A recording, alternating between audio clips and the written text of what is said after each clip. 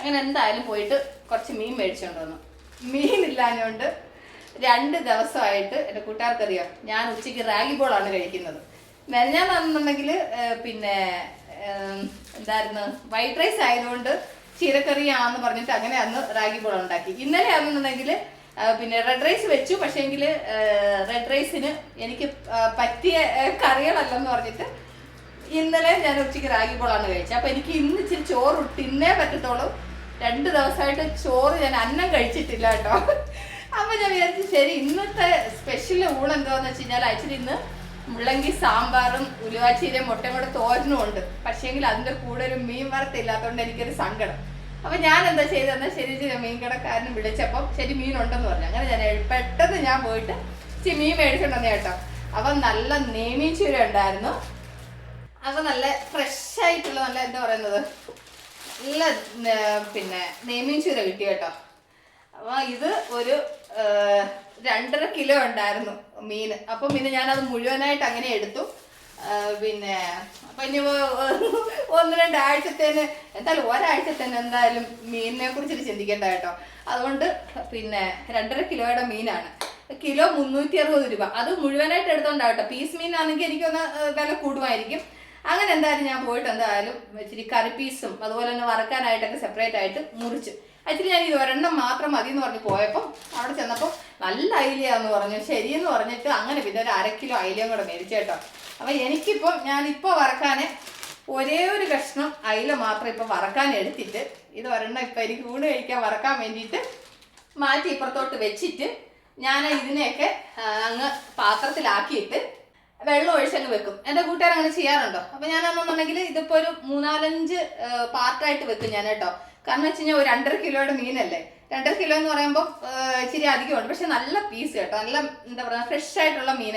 ഇവിടെ മറ്റേ ചൂര കഴിക്കത്തില്ല. ഈ നെയ്മീൻ ചൂര എന്ന് പറഞ്ഞു കഴിഞ്ഞാൽ എന്താ പറയുന്നത് നമ്മളിവിടെ നെയ്മീൻ ചൂര എന്നാ പറയുന്നത്.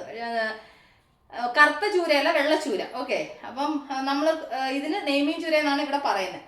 അപ്പം ഇതാണെന്നുണ്ടെങ്കിൽ കുറച്ചിങ്ങനെ സെപ്പറേറ്റ് ആയിട്ട് മാറ്റി അങ്ങ് വെക്കാം. 2-3 പ്രാവശ്യമായിട്ട് കറി വെക്കാനായിട്ട്.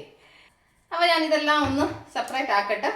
അത് കഴിഞ്ഞിട്ട് നമുക്ക് എന്താ ചെയ്യുന്നതെന്നുള്ളത് ഞാൻ കൂട്ടുകാരെ കാണിക്കാം കേട്ടോ. നിങ്ങളിങ്ങനെ ചെയ്യാറുണ്ടോ എന്ന് പറയണം കേട്ടോ. ഞാനിങ്ങനെ ചെയ്യാറുണ്ട്. അപ്പോൾ ഇതിൻ്റെ തലയും മറ്റുള്ള സംഭവങ്ങളും സെപ്പറേറ്റ് ആയിട്ടും അതുപോലെ തന്നെ മീനിൻ്റെ പീസ് സെപ്പറേറ്റ് ആയിട്ട് വെക്കാമെന്ന് വിചാരിച്ചു. അപ്പോൾ ഇതൊരു 3 ബോക്സിലാക്കാൻ തക്കോണം ഉണ്ട് കേട്ടോ. അപ്പോൾ ഞാനാണെങ്കിൽ ഇത് സെപ്പറേറ്റ് ആയിട്ട് ഇതിപ്പം ഇത്രച്ച് എടുത്തങ്ങ് മാറ്റി. അത് കഴിഞ്ഞിട്ട് പിന്നെ അതിൻ്റെ തലയും പിന്നെ ഇതെല്ലാം കൂടെ ഇച്ചിരി തേങ്ങ അരച്ചിട്ട് സെപ്പറേറ്റ് ആയിട്ട് വെക്കാമെന്ന് വിചാരിച്ചിട്ട് എടുത്ത് വെക്കുക.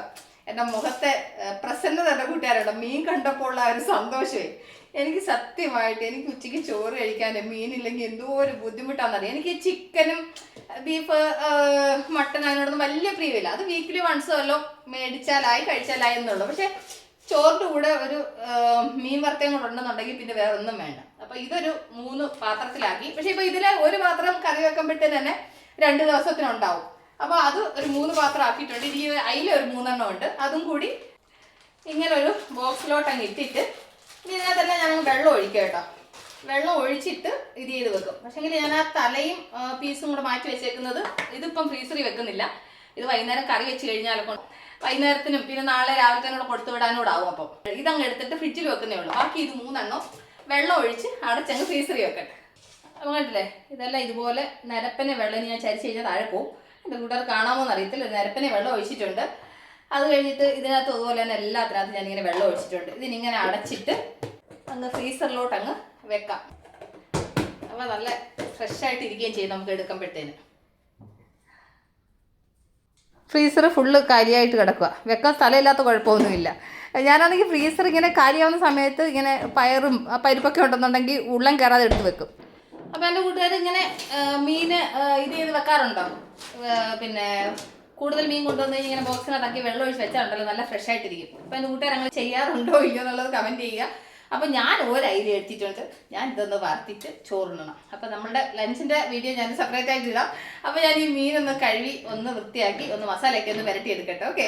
അപ്പോൾ നമുക്ക് ഉടൻ തന്നെ അടുത്ത വീഡിയോ ആയിട്ട് വീണ്ടും കാണാം. ഞാൻ വെറുതെ ആ മീൻ മേടിച്ചുകൊണ്ട് വന്നപ്പോൾ ഇവിടുത്തെ മീനിൻ്റെ വിലയും പിന്നെ അയില വന്നിട്ട് അയിലയുടെ വില പറയാൻ മറന്നു പോയല്ലോ. അയില വന്നിട്ട് 360 320 എന്തോ ആയിരുന്നു അയിലയുടെ വില. ഓക്കെ, അപ്പം ഇത് രണ്ടും കൂടെ ആയിരുന്നു ഇന്ന് മേടിച്ചുകൊണ്ട് വന്ന മീൻ. അപ്പം നമുക്ക് ഉടനെ തന്നെ അടുത്ത വീഡിയോ വീണ്ടും കാണാം. Okay, by.